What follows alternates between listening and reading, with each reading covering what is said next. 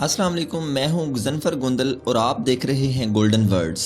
دوستو، آج کی ویڈیو میں آپ کو مچھلی کے بارے میں ایسی معلومات دی جائے گی جو شاید آپ پہلے نہیں جانتے ہوں گے۔ مچھلی ذبح نہیں کی جاتی، پھر یہ حلال کیسے ہوئی؟ سائنس نے غیر مسلموں کے سب سے بڑے سوال کا جواب دے دیا۔ ایسی حقیقت کہ جان کر آپ بھی بے اختیار سبحان اللہ کہہ اٹھیں گے۔ اسلام نے حلال کھانے کا حکم دیتے ہوئے حرام کھانے سے منع کیا ہے اور ایسے جانور کا گوشت استعمال کرنے کا حکم دیا ہے جسے اسلامی طریقے سے ذبح کیا گیا ہو۔ غیر مسلم نہ صرف حرام گوشت استعمال کرتے ہیں بلکہ اسلام کے اس حکم سے متعلق مچھلی کی مثال پیش کرتے ہوئے یہ سوال بھی اٹھاتے ہیں کہ اسے ذبح نہیں کیا جاتا تو پھر یہ کیسے حلال ہو گئی۔ تاہم اب سائنس نے اس سوال کا جواب دیا ہے اور ایسا حیران کن انکشاف کیا ہے کہ آپ بھی سبحان اللہ کہہ اٹھیں گے۔ اس پر مزید بات کرنے سے پہلے میں آپ سے گزارش کروں گا، اگر آپ اس چینل پر نئے ہیں تو جلدی سے چینل کو سبسکرائب کیجئے تاکہ ہماری آنے والی نئی ویڈیوز آپ تک پہنچ سکیں۔ اللہ تعالیٰ نے دنیا میں موجود ہر چیز بہترین انداز میں بنائی ہے اور ایسا ہی معاملہ مچھلی کے ساتھ بھی ہے۔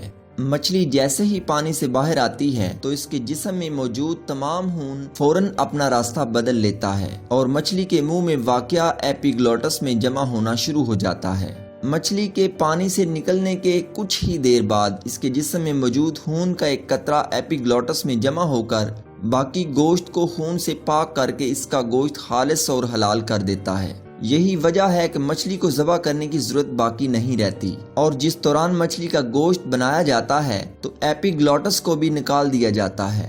اسلام میں حلال کرنے کا مقصد جانور کے جسم سے خون کا مکمل اخراج اور گوشت کو خون سے پاک کرنا ہے۔ یہی نہیں، سائنس نے اسلام کے حلال کھانے کے حکم کے پیچھے چھپی حقیقت بھی آشکار کی ہے، جس کے باعث غیر مسلم بھی ہکا بکا رہ گئے ہیں، کیونکہ جب کسی جانور کو ذبح کیا جاتا ہے تو اس کے دل اور دماغ کا رابطہ ختم نہیں ہوتا اور دل جانور کی وریدوں اور شریانوں میں موجود تمام خون کے باہر نکلنے تک دھڑکتا رہتا ہے۔ یہی نہیں، سائنس نے اسلام کے کھانے کے حکم کے پیچھے چھپی حقیقت بھی آشکار کی ہے، جس کے باعث غیر مسلم بھی ہکا بکا رہ گئے ہیں، کیونکہ جب کسی جانور کو ذبح کیا جاتا ہے تو اس کے دل اور دماغ کا رابطہ ختم نہیں ہوتا اور دل جانور کی وریدوں اور شریانوں میں موجود تمام خون کے باہر نکلنے تک دھڑکتا رہتا ہے۔ اس طرح اس کا گوشت خون سے پاک اور حلال ہو جاتا ہے۔ دوسری جانب جب کسی جانور کو غیر اسلامی طریقے یعنی جھٹکے وغیرہ کے ذریعے ہلاک کیا جاتا ہے تو اس کا دل بھی فوراً دھڑکنا بند کر دیتا ہے اور یوں جسم سے خون کا اخراج ہی نہیں ہو پاتا۔ سائنسدانوں کا ماننا ہے کہ مختلف قسم کی سنگین بیماریاں پیدا کرنے والے جراثیموں اور بیکٹیریاز کی افزائش کے لیے خون بہترین چیز ہے، اور جب جانور کے جسم سے خون کا اخراج نہیں ہوتا تو یہ گوشت کو ہی خراب کر دیتا ہے، اور جب انسان اسے کھاتے ہیں تو بہت سی بیماریوں میں مبتلا ہو جاتے ہیں۔